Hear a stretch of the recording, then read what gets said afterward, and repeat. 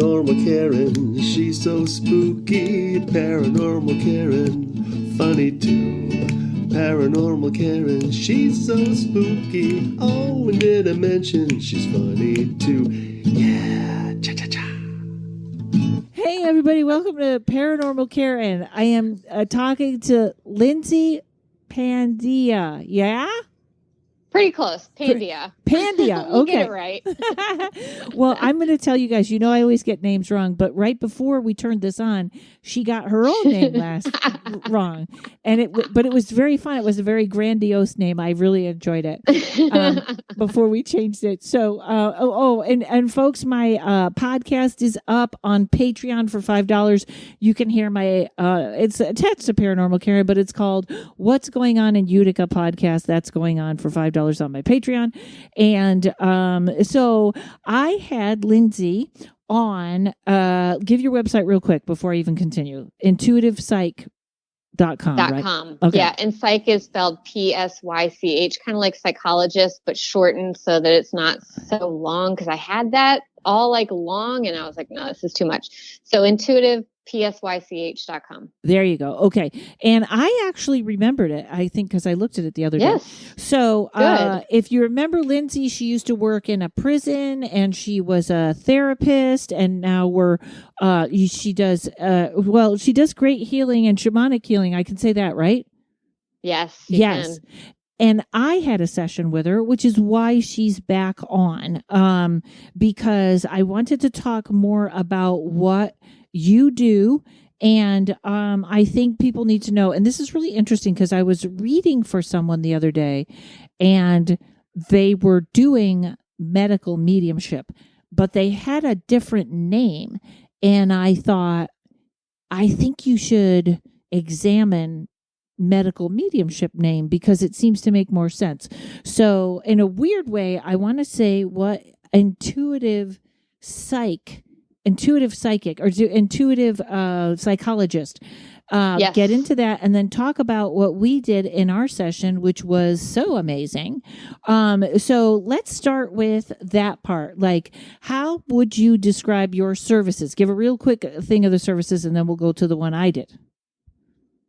So I know that there's no way that I will ever stop being like mental health minded. Mm-hmm. So I know that shows up in everything that I do, even though the modality that I use now is shamanic practices and some things that are pulled from mental health, like somatic healing. I do body work where we tap into where things are located and kind of track it and pull that out of the system through that kind of lens. But I also use shamanic practices, which we did at the end of our inner child work, where we actually pull it out of the energy field through shamanic rituals, which is really cool. But we do cord cutting and I do trauma healing, which is really the basis of why I think I'm here on this earth, is to help people heal their trauma. So I had to go through a lot of trauma my entire life to kind of, I think, find that medicine within myself of how I healed myself to then be able to offer that to others. So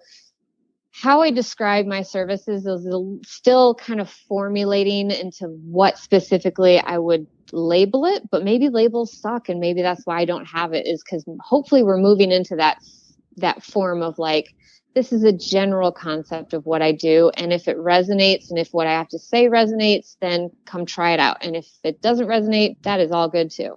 Yeah, maybe we have a future where there are no marketing departments. God, that would be lovely, right? I know. It just spirits our marketing department. It's just like, hey, you heard that person? Boom. I gave you like a spark of inspiration. Go talk to them. That'd be awesome. There you go. And I do think this is exactly what you're built for. And before we get to the inner child work, is what you did with me. I'm still and will always be completely fascinated by the shamanic work. And I did take a shamanic healing class, like a beginner, which gave me like a little intuition to how it works. But so like for shamanic healing, there's it's really body energetic systems to know, correct? Yes. Now, did you, when you first started, because there's a little bit of like hey, is this true? Or you know how we all have a little bit of imposter syndrome, especially when you work in this field, you have a little bit of imposter syndrome always, because you're not working with a piece of wood that turns into a chair. You're working with energy and stuff like that. So when you're around someone that is teaching it and you're fully, they're like, you really feel they're authentic, you're like, oh my God, that person can do it. Can I do it? Tell me a little bit about your shamanic training. Like, did you feel a growth all the way through when you were doing it? So right before the pandemic, I think I had mentioned last time that we talked that I work with Sarah Goff. So she was my shaman for a bit. And then right before the pandemic, she was going to do a workshop about shamanism. And for some reason, I was like, my husband had just like dipped a toe in, and he was like, I'm willing to attend a workshop with you that's spiritual, but I'm not spiritual. And I was like, okay, cool. So that was my birthday gift. He was going to do something spiritual with me. Pandemic hit. It didn't happen, but she did things online. And so we got to take a course online with her. And at first I was like, oh, this is just interesting stuff. I'll never use it. I'm not a shaman. I'm a psychologist, right? Mm-hmm. And cut to like 2010 or 11, like several years before this, right before I went into the prison, I was actually doing energy healing work, which is very similar to the shamanic practices that I've learned. So it's been challenging to hold both spaces of a science-based education for 20 years into now this healing practice that has, a lot of times you're going with hoping that what you're thinking and getting is correct and not always knowing. So it's been really hard to tote both lines. And even to this day, sometimes I have my like, is this actually real? And then I'll have a session with somebody, pull something out, and they're like, this is my experience. I'm like, oh my God, that was mine too. So yeah, this is still real. But so it started with me just doing it for information, to just be curious. And then it just slowly over time kind of just built into like me trying it out and just playing with it. Cause in classes you have to, practice on people, and then to see what actually happened when I tried these shamanic practices. And I'm like, whoa, that's magical. And then it slowly over time, it kind of was like, oh no, I like this way more than psychology. Yes. And people don't understand, there is confirmation. There is always confirmation in what you're doing when it feels, it's really, yes. And if you have a reader, they do always appreciate when you send them confirmation, but sometimes it's really bizarre. And I remember, this is really weird, but I was doing Reiki on someone and I kept seeing these little tiny black balls. And then she said, I'm always constipated. Do you think this will help? And I was like, oh, that's what that was I was seeing. So now when you started doing, working with me, the first thing you did was had me open up my 8th chakra. And that was, I have not paid attention to the top chakras. And there was another sound healer that always said to me, boy, I have to go way high over your above chakras. Can you tell us is that part of what you do? But that blew my mind, like how that really felt immediately. I was like, okay, I'm in. Yeah, that was really cool to like witness you go so deep too. You were like at one point, I think I went really deep with that. And it's like, yep, I was talking to you, and there was just like, you were just there. So the 8th chakra, according to the Peruvian shamans, they call it the Wiracocha, and it's the source of the sacred. So it's kind of like, if you can imagine the way that Christians conceptualize the soul. So the 8th chakra, it just hovers right above your head. It's like a gold spinning ball right above the head. And when you put your hand inside of it, you might feel tingling or like a pressure or warmth or just like a stopping energy. And that's the 8th chakra.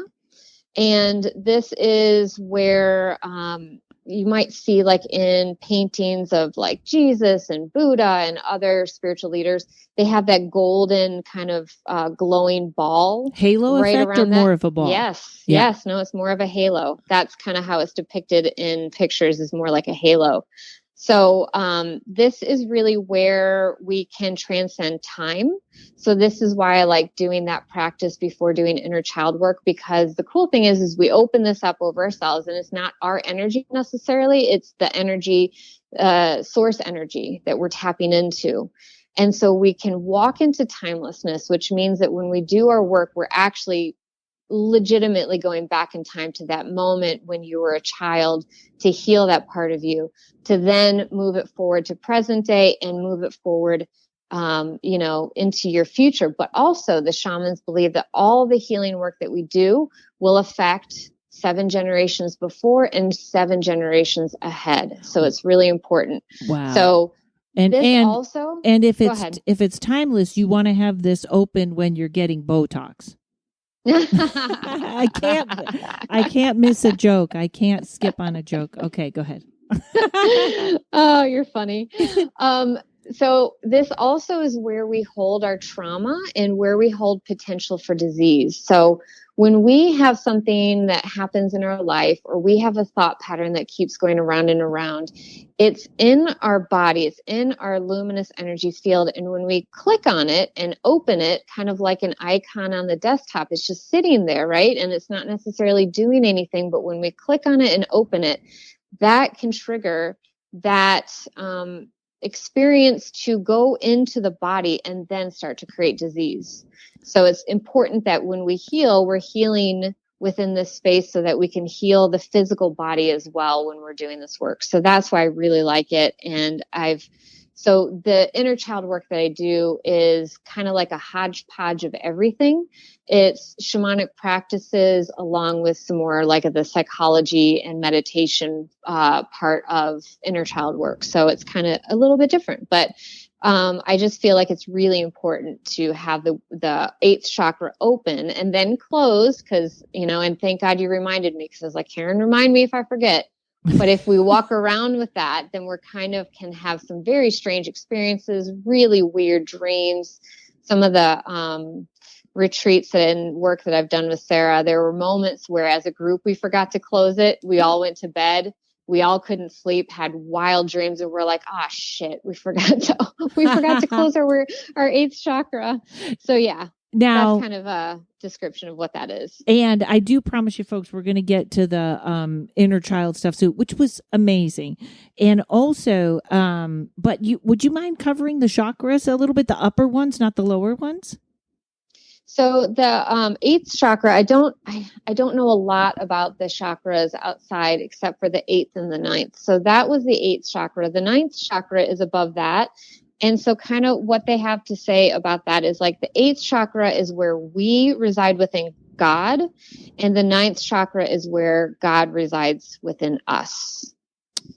No, I'm sorry, I said that wrong. The 8th chakra is where God, sorry. Okay. 8th chakra is where God resides within us. 9th chakra is where we reside within God. So there's only one 9th chakra, and that's there's all the 8th, we all walk around with an 8th chakra, but there's only one 9th chakra, and that's where we can connect in with God. And is that collective consciousness? Is that what the 9th chakra is, kind of?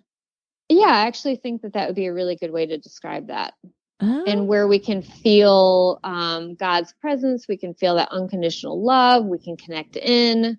And then the way that we get to the 9th chakra is there's a silver cord of light that rises up from the 8th chakra, and we can kind of follow that up to the 9th chakra to get there. So I don't do a lot of work there, but that's just the kind of knowledge that's been passed down from the teachings that I've received. That's interesting. I wonder if it's kind of funny. I always thought it's like when we have a near-death experience, it's really just being early. Like, you know what I mean? Like, you're the first one to the party and they're like, oh, we weren't ready for you. But I wonder, like, if that 9th chakra, like, this is seriously how my brain thinks, is like, is it okay to pop up there, or is it not okay to, like, I'm sure it is, but I always have this moment. I always think, is that respectful? And I know that sounds weird because it's where we reside in God, but with everything, I'm always like, is that respectful to just pop in? Like, hey, there was only one near-death experience I remember where the person actually did feel like did actually have a conversation with God. It was very different than others. And he, again, like the other, was not supposed to look at God. He was not supposed to, I don't know what that is. Isn't that weird? Yeah, that is. That is very strange. Like, well, yeah, I get the sense that, God wants to connect with us, so. Yes. So how that might look might be different, but yeah, like God wants to like, hook up and be homies. That's how I see it. Yeah. So so what you're saying, Lindsay, is he's not like my father, who never really wanted girls anyways. Right. I know. Or my dad, who was like, yeah, I love you one minute and hate you the next. It's like, no, God's like all about it. And the purpose is like to keep transcending, each lifetime, each experience that we have, the opportunity to keep evolving and growing and to get closer and closer, so that our existence is more in alignment with God. That's kind of how I see that. That's interesting. That reminds me of this line that I love, that this is why I think everything's just enough about respect, is because the archangels are only there to help us if what we're asking is in alignment with God. So they don't work for us, they work for God. So that's yes, that feels right, doesn't it? We have our own angels. Yes. And was it your podcast that just came out recently about that, or was it somebody else's? No, I'm sorry. It was somebody else's podcast. They talked about whether or not angels existed on Earth. And I really, really liked how one person described it. And I think that this is accurate. Yes, there are angels on Earth, but there are varying levels of angels. And so archangels are probably, like, if not the closest, pretty close to the closest to source energy. Yeah. Wow. And so up there, their whole mission is the greater good. They don't care if you have a desire that you want something to be done. They're looking from, like, what we say is eagle perspective, looking as a bird down below and going, this is actually what's best for the greatest good. And that's where we need to move in as a collective. Is, yes, we need to honor who we are as people and respect that and treat ourselves good. But more importantly, we need to look at the greater good of all. We need to look at the we in the situation and not just the me. And I think that right now, more than ever, we need to be doing that. We've got a lot going on. I know that we're recording in advance, so who knows what will happen when this comes out. Maybe it'll be even more relevant then. But it's so easy that when really horrible things happen in reality, that it divides us. But these are all opportunities to bring us together as a community and go, I may not agree with how you see this, but I can see you as my brother. I can see you as my sister, and say, respectfully, can we have a conversation about this? No. Okay, that's fine. I can love you from afar and just respect you, that you are my brother, showing me something that's highlighting a lesson that I get to learn by you pushing my buttons. We need to not be afraid of being triggered. Being triggered is an opportunity for growth, development, and wholeness, not something we need to run from. Okay, I love this so much. I'm going to take a break right here and come back on the other side and just say why I love this so much. Okay, we'll be right back. Hey everybody, I wanted to tell you about the $5 level I added to my Patreon. Starting in July, I'm going to be doing exclusive Paranormal Karen content there. It's going to be 1 to 2 episodes a month. It'll be a little different than here. Most of the episodes will be me talking about what I'm looking into or what I'm investigating or what is fascinating to me. I'm also going to be doing a series called What's Going On in Utica. When I moved here, I had no idea what a paranormal hotspot this was.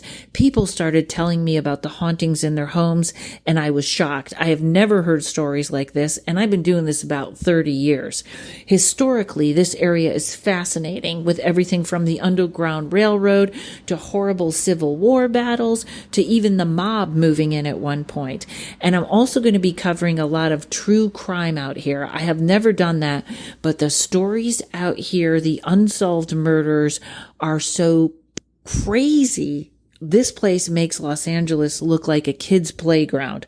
So go to Patreon.com/Rontowski and you can sign up for the $5 Paranormal Karen level, or you can sign up for some extra tarot stuff while you're there. All right, back to the show.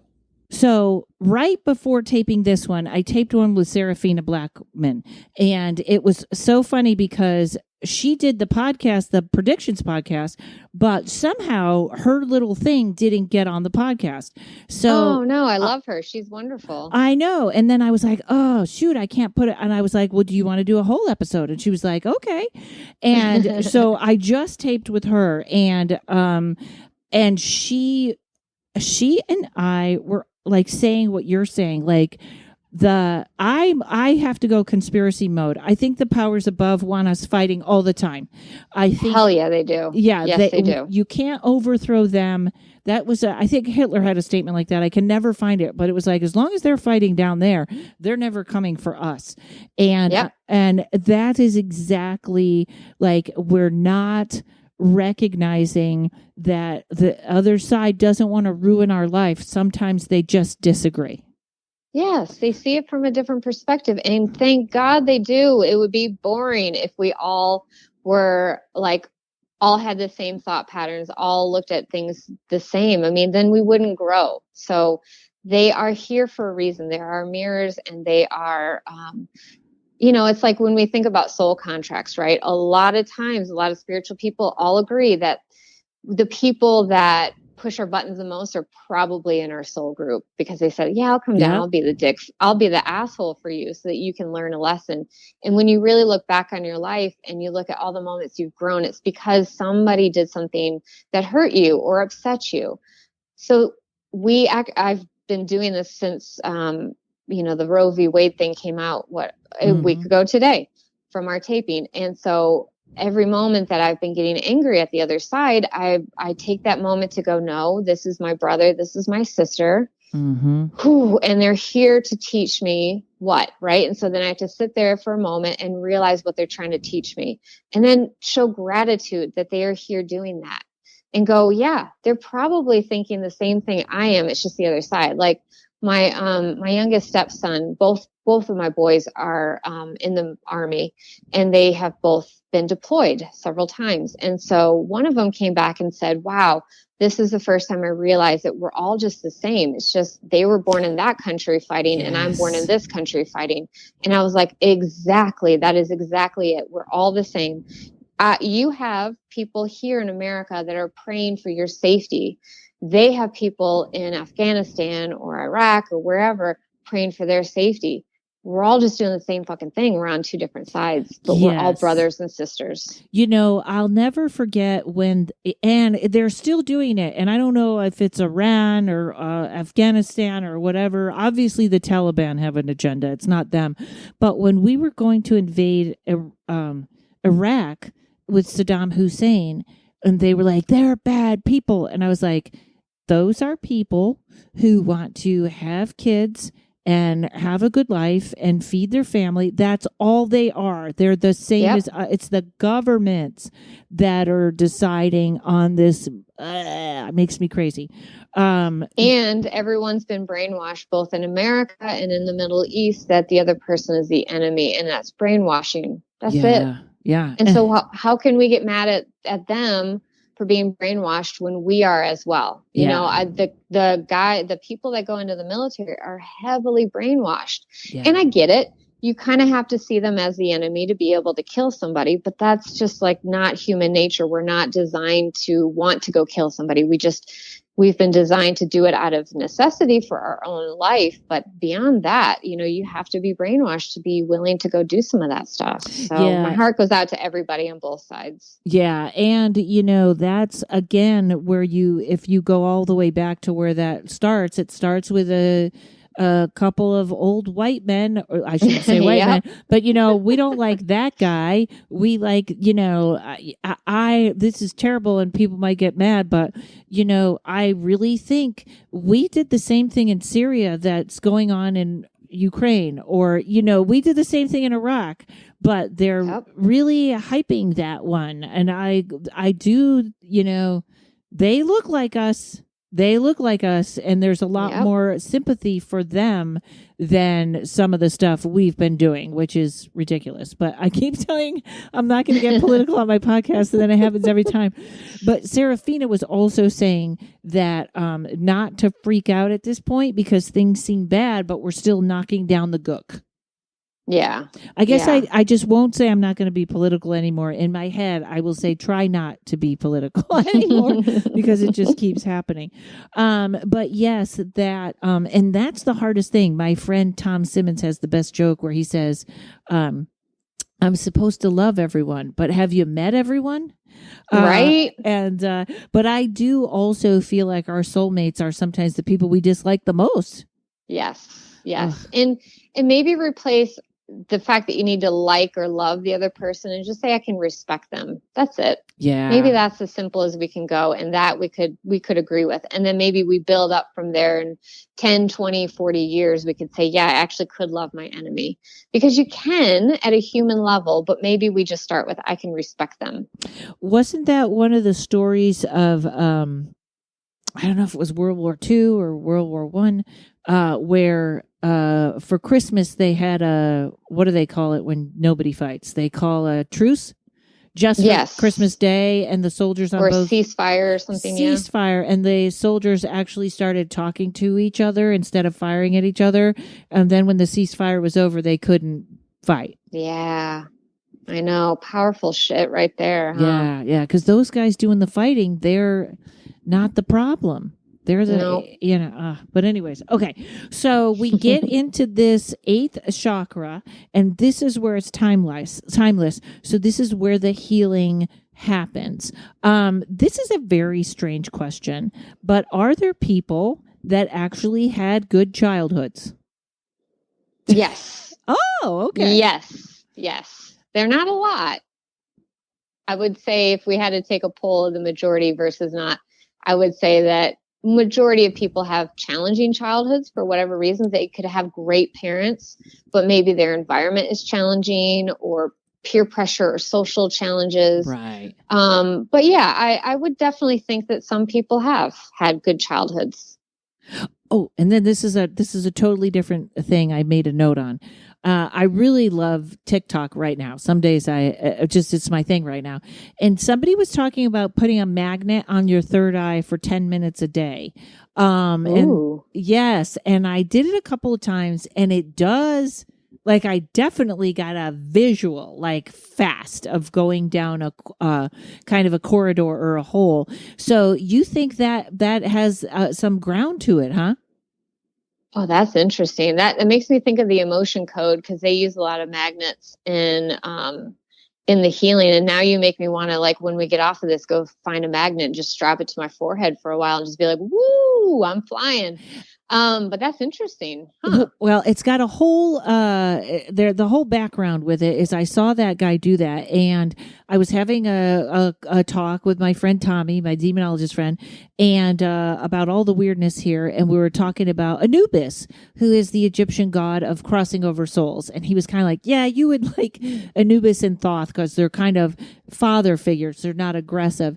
And it was weird because later that day I laid down to meditate and I put that magnet on my forehead, and I felt like I went through a hole, and it was kind of a dark hole. And the guy on TikTok was saying you have to be careful because the guy said the original guy that did it, I think he said 10 minutes a day or something like that before bed or something, and things started to really get weird. But I felt like it took me immediately to like what would be Anubis, and I kind of had a conversation.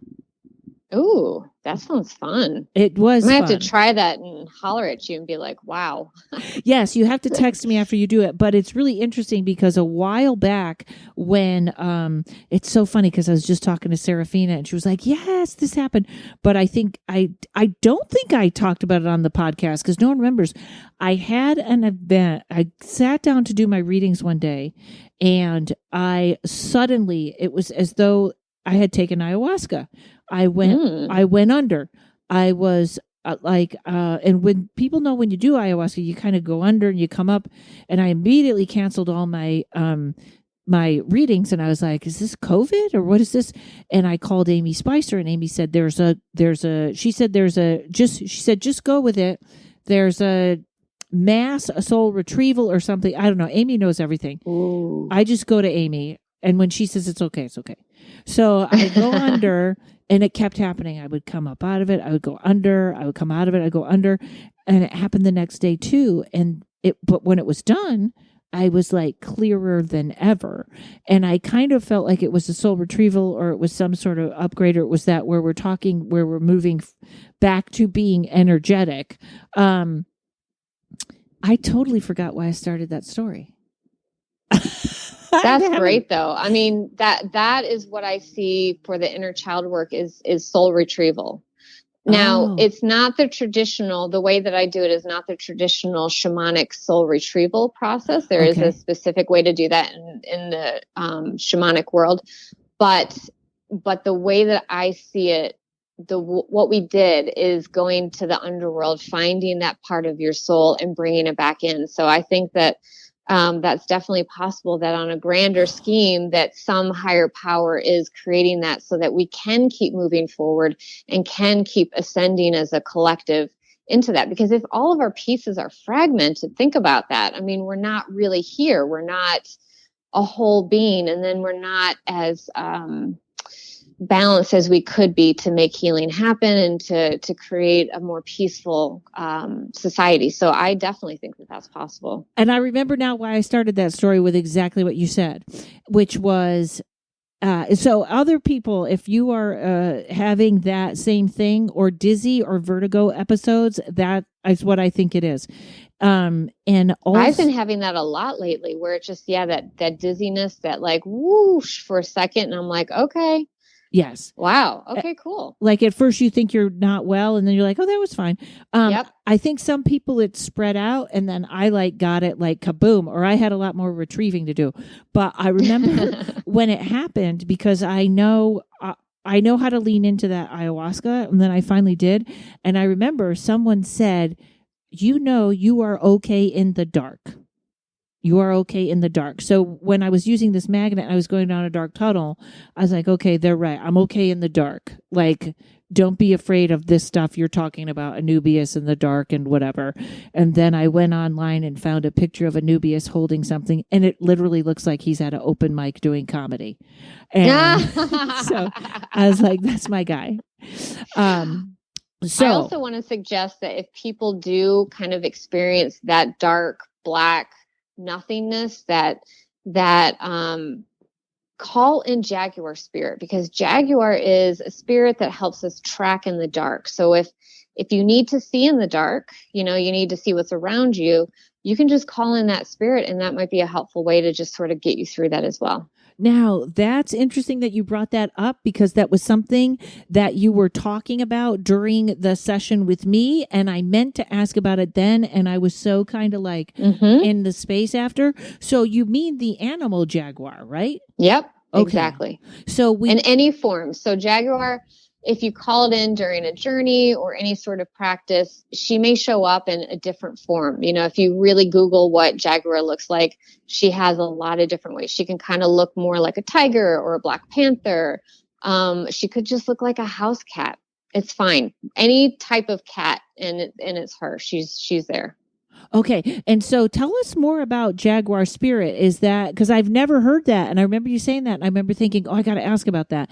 So is that like apropos to your shamanic practice, that Jaguar Spirit? Okay. Yes. So the medicine wheel is the 4 cardinal directions plus Mother Earth and Father Sun. And then, you can incorporate your higher self as well. And so to open up sacred space, we honor the power animal in each direction. So in the south, it's snake, Sachamama. She helps you shed the skin that no longer serves you, but in one full swoop instead of scale by scale. She teaches us the medicine of non-judgment, non-suffering, and non-attachment. Jaguar is representative of the West, and she is about fearlessness, courageousness. Key thing is remembering that we have no predators. We have no enemies. So the people that we think are our enemies are really not. So she has really good medicine with that. And then in the north, it's hummingbird spirit. And she reminds us, well, I call her she, but she may be gender neutral, but hummingbird is about joy, playfulness, having fun, the mystery of life, not taking yourself or any of this too seriously.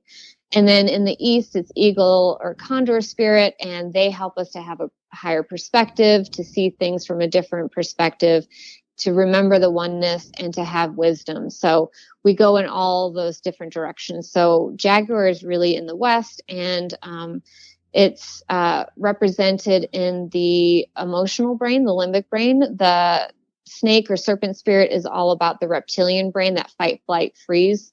So it also kind of goes within the brain. And hummingbird and eagle represent the frontal cortex. So the newest part of the brain that kind of has the ability to override the other parts of our brain and have the executive functioning to like move through life, where you can get triggered and go, okay, I'm just triggered right now. I can calm down. I can do some deep breathing. I can do whatever my coping mechanisms, and I can move forward. So that's the important part of the front part of the brain. When we do this, we learn to deal with, we have coping mechanisms and things get better. This is a kind of a loaded question. Can we really change, or do we really just get better? Like, do we ever get to that place where we don't hear our father's voice in our head or something like that? You're right. That is a loaded question. I will do my best to answer that, because I think multiple things are happening at once. So I would say yes to both, or yes and maybe.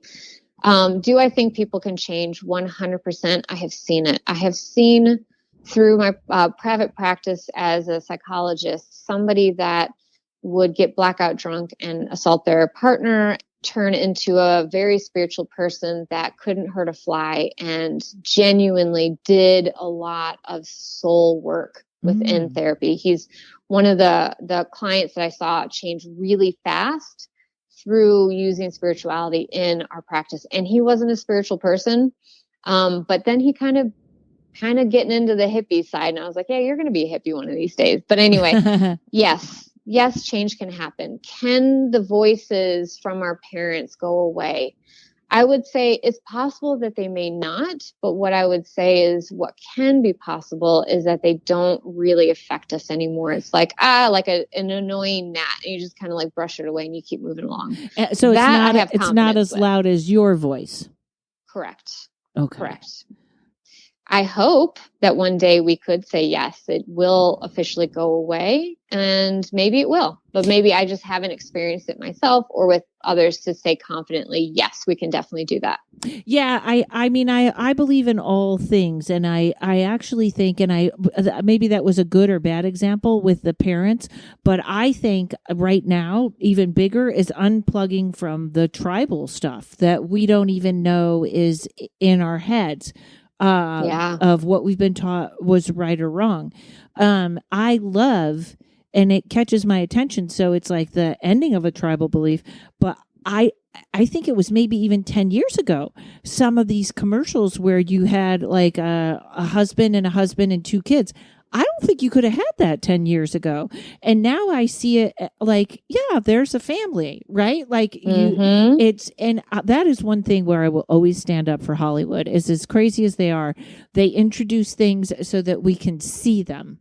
And now in commercials, I don't think there's anything you couldn't really do. Well, there probably is, but I think that the tribal stuff could be worse than the parental stuff. I know the religious stuff that gets pounded into people is really hard to undo. Yes. Yeah. I've had some Mormon clients, and it's really tough. For specific religions and specific, severities, I'll say, of religions, like some are, what's the term, where evangelical, right? The evangelical types of religions are really hard. And that voice is really hard for them to pull out, even though they've done a lot of work, or they may have left a long time ago. So I agree. And the interesting thing, that the point that you're kind of making about the difference between parental and societal programming, is like, parents, we can like leave after 18. I mean, we differentiate from them when we're teenagers. That's why teenagers become assholes, is because we're trying to be like, I have my own identity. I'm not you. So, you know, from teenagers on, we can make that choice to like stop listening to what our parents are saying. Society, it's 24/7, especially for the kids that are like on social media all the time and involved in that. Like, they're bombarded with messaging, and you can't get away from that unless you go into a cabin in the middle of the woods and you like, you know, get off the grid. And that's really hard to do. Yeah, we can disown parents. You know, I think the biggest difference is that when we're kids, psychologically speaking, we see our parents as God. So we hold what they have to say to the highest level. And we may not see that in society, that we hold them to like this pinnacle of like, they know everything, but it's, you know, pretty close. But for parents, we see them as our gods for quite some time. So that may be why those messages stick in really deep. And they are supposed to love us. You know, they're supposed to know how to love us unconditionally. They don't. Yeah. But a reminder to everybody is, no matter what our parents were capable of or not, they did the best that they could. There's a lot of reason why we come into these particular parents, because they're there to teach us different lessons. And whenever we feel like they let us down, two things. One, remember that you have a divine mother and a divine father. Mother Earth is our mother. She unconditionally loves us. Our source and great spirit, he is there to, you know, be our divine masculine energy. He loves us unconditionally. He has strength. So we always have access to that. Number two, I would say, is look at how you have mothering in your life or father in your life.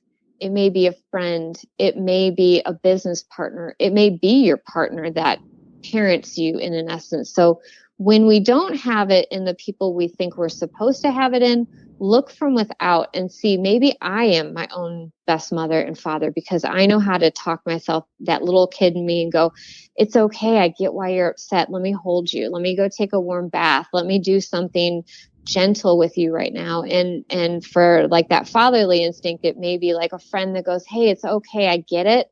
Let's pick ourselves up and go do something about this. Let's go, you know, advocate for ourselves or stand up for yourselves or whatever. But there is mothering, fathering, there are friends, there are, you know, sister and brotherhood that you may see from friends and not from your brother or sister in your family. So it's always accessible out there. And you know what's funny? When religious programming comes in, it's very God punishing. That's the one that I think that sticks. And that is scary. It's like when bad things happen to people and they think God is punishing them, and it's kind of like, no, that's not punishment. But that one's hard to undo, or purgatory, or scaring people into being good. And it's funny because, you know what, let me finish this after the break. Hold on one second. We'll be right back, folks. This upcoming event is not affiliated with, however, is supported by Just a Read. Now, back to your regularly scheduled alien programming. Hey, Clark, have you heard about this alien school field trip August 12th to 14th this summer? Oh, Twiddle, did you forget we're taking the ship to Starstruck Farm in Lebanon, Tennessee? Yeah, and did you hear about all the places to stay? There's triangle houses and horse-style hotels and twig homes, or you can just pitch a tent. Yes, there'll be food accommodations, restful spaces, and a weekend of spiritual fun. Oh, I know! Like the show with Karen, and music, and energy exchanges, and bonfires, and classes, and just rolling around in the grass with all my alien friends. Don't forget the Supermoon event. I'm gonna buy so many souvenirs from the market they're having. Just imagine the vibration we're all gonna leave behind with the blessing of the land. I know, I'm so excited for all the dimensions to be in one place. Well, we need as much of the collective to go as possible, so more of us beings can tag along. Get your human vessel over to www.alienschoolfieldtrip.com. Book your lodging and tickets now. So, it's interesting because I think there's mistakes and there's being mean. Like, it's kind of like I did watch some mediums say, and I'm good with this, I kind of believe in this, that there is sort of a purgatory or a in-between place But I just saw some medium on TikTok talking about you look into the eyes of everyone you hurt and you have to feel everything that you hurt them, which is sort of another threatening. You know what I mean? Like there is no room for forgiveness, or there is no room for mistakes. Like there's a difference between a mistake and being a bad person. And I've done both. I know both. So it's such a and to worry about that, you know what I mean? Like we're taught to worry instead of have fun. I remember a comic that I knew that was probably one of the most wildest, not the best person, drunk almost all his life, told me he had a near-death experience, and he said he was out of his body. He looked down and he was like, I think I got drunk and ate some donuts and threw up and choked on him. And he goes, and I remember thinking on that cloud, man, I had the best time. And I thought you'd never hear people have near-death experiences like, oh, they're like, oh my God, my kids, or I had a great time. And I just always thought that was so, like, I was like, does he have the answer or do we? But okay, different question again, subject change. What do you think angels on earth look like? Because I don't think they're people doing good things. I don't think they're like, I want to say Mother Teresa, but Mother Teresa was quite rude and like not nice. She wasn't nice. She did great things, but people don't realize there's a lot of books written about how kind of nasty she was. But do you think they take human form once in a while? Or I had a friend who she had a child at like 15 or 16, and everything didn't go. Obviously, at that age, it was hard, and her parents and she married someone, and she was sitting in a car in a parking lot, and a man walked up and tapped on the window, and she rolled down the window, and she said the guy just started talking to her and said, "Hey, I just want you to know, you're not going to be married to this guy forever, so don't worry about it. You guys are going to go your separate ways. It's going to be okay, and this is going to happen." And he just told her like, "Hey, all these things you're worried about, they're going to be okay." And I thought that's an angel. Like just a man in a parking lot walked up and kind of told her. I don't think that was a man giving a message. I think that something just came up to her and was like, listen, we got you kind of thing. Yeah. Do you think there's like angels in human form, or they're more, I think they're, I don't think an angel frequency could be held in a body for long. Yeah, I know a lot of people feel that way, that the frequency couldn't be held, but I think that some still choose to incarnate. Okay. And the way that I see it is, one, they're doing it so that they can kind of become like a higher level angel. And two is to help kind of move humanity forward. So when you ask, could an angel come down and actually not be like a great person or do some things that may be harmful? I think that if they did, it would be, oh God, this is, we're getting intense, I don't know right? And wouldn't it well, be? yeah. And I'm trying to like see like what is coming through from spirit. And there's like some like, some like pause. So I'm trying to let it come through the way it wants to come through, not the way Lindsay thinks it should. So hold on. Okay, awesome. I paused it so she could go ahead. I love this. So it feels more like, would they come in to do harmful things? No, absolutely not. But the things may be interpreted by others as like, not the best, or more like what you would assume an angel would do, like all love and light, because their whole goal is the greatest good for all, like seeing the grander picture. So it's like, would an angel come down and be like a Hitler? Hell no. Hell no, they couldn't hold that frequency. Yeah. Would they come down and still maybe make mistakes or do or say things that may like trigger somebody? Yes. And they would do it from the highest perspective, knowing that like it's not going to cause a lot of damage, because angels to me seem like they can kick ass. There are a lot of angel warriors that will kick some fucking ass. And I love those angels. Those are probably my favorite angels, are the ones that are going to kick ass and, not take names, whatever the phrase is. But, angels, in my perception, do take physical form. You may not notice that they're an angel. You may go, wow, this person is incredible. But it's not necessarily the people that are all love and light. Those are not angels. Angels can hold both frequencies of like seeing it from all perspectives. So that was a brilliant answer. And I think I have something to add to that.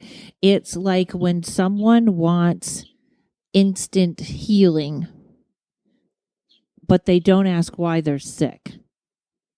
Does that make sense? Yeah. Yeah. I mean, everything that I see with this world is, what's the lesson? If you get healed miraculously, but you don't learn the lesson, it's coming right back, or in a different way. Right. Or you might be, it's a weird, simple analogy, but you might not ask why you haven't taken care of your health. Or I have a client, I have many, many clients who continuously worry, and sometimes it affects their health. And I think if you had a real angel in front of you, they would say, are you going to treat yourself better? Yeah. They wouldn't say, oh, I can fix this. This is on you, kind of, which is the hard part, but probably the realest part. Where can we take responsibility for ourselves? And then that's when it gets hard. But it's how we do it. I have an interesting theory because, like, if you're going to talk about possession, I don't think Hitler was literally demonic or possessed. And here's my thinking. Everyone, don't turn off the podcast because I'm not saying anything nice about Hitler. Demons don't need to overthrow countries, and they don't need people dead. They kind of do better with them alive. You know what I mean? But also, I think the frequency of negativity, I think there's a lot of Hitlers, but I think the frequency of cooperation was where the problem was. Do you know what I mean? Can you say more about that? Yes. Like, if somebody starts going after a particular race, if we have a leader that is telling us, we don't need any more Native Americans, they've been around. If we start like nobody spoke up. People were afraid to speak up and go, hey, wait a minute.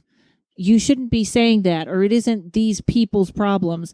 It's kind of like I know that we can't house everyone in this country, but when someone is telling me that illegal immigrants are the whole problem, or these are, you know what I mean? Like the cooperation that those people are the cause of your problems. Does that make sense? Yeah. Yes. And there are some really cool psychological studies that they did a while ago before ethics kind of really jumped in and was like, woo, we're harming people by trying to figure things out. And a couple of them, one is groupthink. And that's where when we are part of a group, we start to agree with what others are saying just because we're part of the group. If you step out of the group and look in, you can go, oh, wait, I maybe agree with 70%, but this 30% seems really awful. But when we're in the group, it just is like a mob mentality. So that's one thing.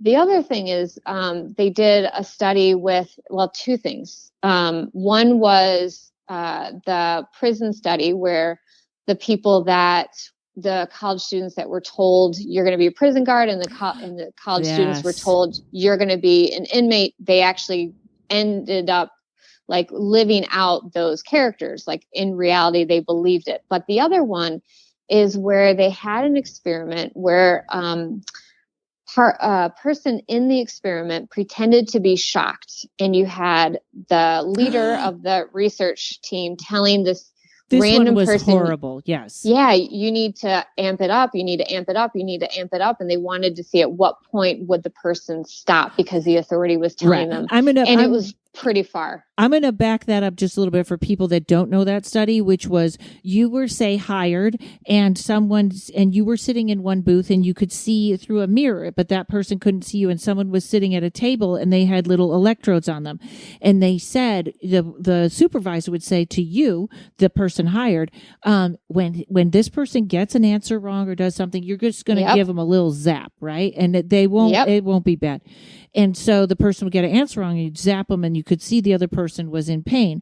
And then they'd start to go up higher and higher and higher. And at what point did the person step up and say to the supervisor, I'm not shocking that person anymore? And it was scary how far people would go before they would say, okay, I can't do this job, or I can't. They would. Yeah. And which is probably why I'm a comedian, because we hate authority. And some people never did. Some people took it to level 10 and shocked them to the point where it looked like they had passed out or what have you. So it just shows you that the majority of people, when it comes to authority, they don't question it. They just believe, oh, well, you're the person in power, so you must know what you're doing. It's scary. It is scary. And it's, I think that is part of like this awakening or people hate the word woke because it's been changed now. But it's going, I'm not following the rules anymore. And again, people, I what I was saying wasn't like whether illegal, immigrants come in this country or don't. That wasn't the argument. The argument was that people are telling you those people are why your life isn't good. It's not about a border or a wall. It's about those people. And then you start to demonize, almost where we started, your brother or your sister that you should just love and disagree with. Yep, exactly. Oh, exactly. I know. This is my shadow side. And I'm going to tell you this, Lindsay. I tried to say I wasn't getting political, and it comes up every single podcast now because I think I said never. Never say never. Okay. I won't say never. I'm going to say I'll do the best I can.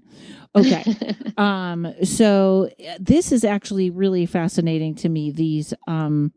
The tests they did on people, or even the prison guards. I got off on another tangent, but that really was fascinating, where these guys were probably friends, these college students, and they put them in those things where you guys are the prisoners and you guys are the authority. And then they really just, that's pretty amazing about how malleable the human mind is. Yep.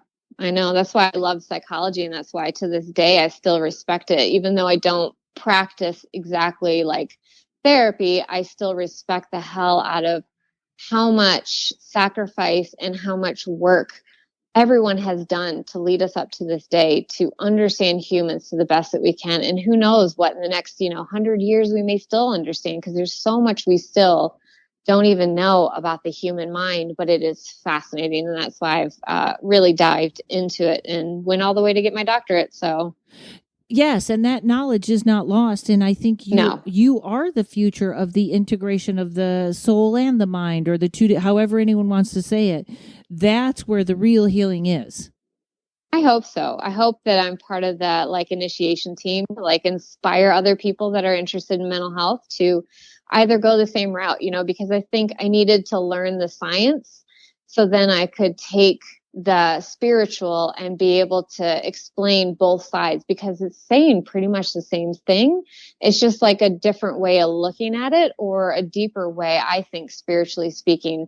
But the science is really important too. I just think both parts are important. And I don't like that spiritual or psychology has removed all of spirit from, literally it has removed the soul from the way that we treat and look at a person. And I just think, no, they're both important, just like the body is important. It's body, mind, and soul. That's how we have quicker healings that are longer lasting, that, really are bringing the person back to oneness.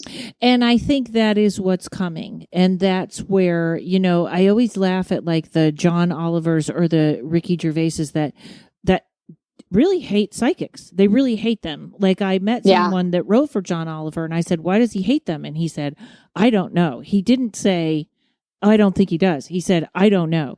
And I don't know if that threatens their authority as a supposedly a facts or fiction person, but it's you stay tuned to what you hate, people. Let's just say that.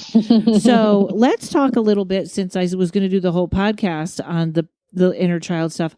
I think we have 5 minutes. You can recapture it in 5 minutes, right, Lindsay?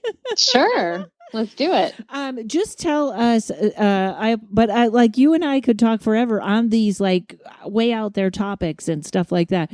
So, I really it's so funny because you did the session on me and we did inner child, and literally the next day, Lacey Free called me and she was like, we had done something before, and she was like, hey, do you want a reading? We'll do a trade-off or something. And so she hit inner child. And then it was almost like, I think Serafina said something in the podcast or when we were talking after. So you started a theme. So tell people what inner child work is, and which they kind of probably know some of it, but why it's so important. Inner child work is really going back to the source of a lot of this programming, this pain, these patterns that are sort of created in our life, the things that are blocking us from being able to manifest what we want and to be the people that we want. And the inner child work, I find, to go straight to the root of the issue and address it in a very quick way, where like I would see therapy probably taking years to sort of really unpack this. And with inner child work, you can do it possibly in one session, but probably, in 3 to 6 sessions, you could really pull a lot of this garbage out. But what it is it's a guided meditation to go into the underworld to find the piece of your soul, this child that is ready to be healed. And maybe, you have a theme, or you have some specific moment in your life that's really impactful, or maybe it's just like you let spirit guide you. But we go down and we find it. And then through our conversation, you describe what you're experiencing so that I can help take you into a deeper healing. Because, when we do guided meditation solo, you may just go, oh yeah, okay, I gave her a hug, everything's better now. And it's like, no, we need to go and understand what the lesson is. We need to pull apart, what was experienced in that moment, and just really like tease it apart. And sadly, when I'm doing this, I'm very much kind of in a state, so I don't always remember like what specifically happened. Maybe like themes pop up, like a couple of your themes sort of still linger in, but I could not tell you directly like what was said, because each time with each person is different. It's like going with what needs to happen to be able to find the healing, and then bring that piece of the soul back into the body, pull it back up, and keep it into your whole being. And really with the focus of what's the lesson and how can you honor that piece of you now moving forward? Because it's not only about the experience in the moment, but it's how you're going to integrate that so that that part of your childhood, that piece of you, that messaging that you had is not going to keep reverberating forward. Right. So it's really learning lesson, and what are the tools you need to do to now honor and reparent that inner child as you move forward in your day-to-day life. Excellent. And I'm gonna tell you exactly what that was. You hit it, then Lacey hit it, then, and this happened in the Serafina episode. I paused it for a minute because we were talking about kind of really triggering stuff, and she was talking about a violation of children in a way that like a folk's tale, like you were told to do this. This is going to get really muddled, but she was talking about how a child felt violated, and it was exactly what you and I had talked about in the session. Yeah. And it's not someone molested me, or it was a situation that was violating, and so that was 3 times. So I have to thank you for starting that and helping me understand. And then look, boom, boom, boom. Well, you were ready. And that was the cool thing when I tapped into your energy before we even hopped on Zoom together. And it was like, your people were so excited, and they're like, oh, she's ready. This is happening. So it was really cool. But I'd be curious, how how do you think you would describe what we did from like your point of view? Okay. So I feel like, things that I might have known weren't good, or that was probably a bad thing in my childhood. That probably shaped me. I feel like we went to them and healed them. And I saw, so I'm so TikTok, I got to get off it. But this story, I think, of a woman I saw will explain exactly what I feel like you did for me. And she did it with a therapist, but I feel like not only did you have the therapy part, but also the shamanic part. I bet this happened faster. So this woman told a story about how when she was younger, she was a kid and she was so unhappy and she was ready to commit suicide. And as she was ready to commit suicide, she felt this loving thing that she thought was an angel wrap its arms around her and just tell her like, no, this is going to be fine. And you're going to grow up and this and that. And she kind of forgot about the whole incident. And then when she was years later in therapy, they did a inner child thing where her therapist told her to go back and hold that child and tell her everything is going to be like, she literally put the two, I'm getting chills on this now. She put the two timelines together. Like she was like, I think that was me in the future. 100%. Yes. That is I'm so glad that you said that, because I forgot to like add that in, that I mean, we talked about going in the 8th chakra and it's actually happening, but that is exactly how I see it too, is that we, as the version of us in this moment doing the healing work, actually are the person that is comforting that child and telling them that they're okay, or holding them, or explaining to them what's happening or what's going to happen. Like that child may see it as like an angel or a spirit guide, but really it's just them. And maybe it always will be just us. And giving access to me to go back into that 8th chakra in case there's other stuff I want to look at. Yeah. Yeah. And the cool thing is like in that time, you get to do what you didn't have in that moment because your parents didn't know better, but you do. And so you knew what to say and do to make that child okay. But you also got all the lessons that it was trying to teach you and all the ways in which you can heal yourself through some of the things the child wanted you to kind of get back into, which was beautiful. Yeah, it was fantastic. And I can't not recommend it enough. It was just wonderful. So thank you so much for that, Lindsay. I was happy to do that for you. It was exciting. And now tell everyone where they can find you and get their healing. So my website is intuitivepsych.com. That's PSYCH. You can go and book a session. You can, find out more about me and what I offer. I've got some free videos on there. One is a shamanic cord cutting, which I really, really love, and just think that it takes cord cutting to the next level where, again, it's like, it doesn't have to take forever, and it really just cuts that cord. You learn the lesson, you get to move on. On Instagram, I am at intuitive_psych_111, and email any questions, comments, anything at intuitive.psych.111. So it's all kind of the same name. It's just whether or not there's a space and a hyphen and all that crap. So you should be able to find it pretty easy. And it will be in the show notes. So thank you so much, Lindsay.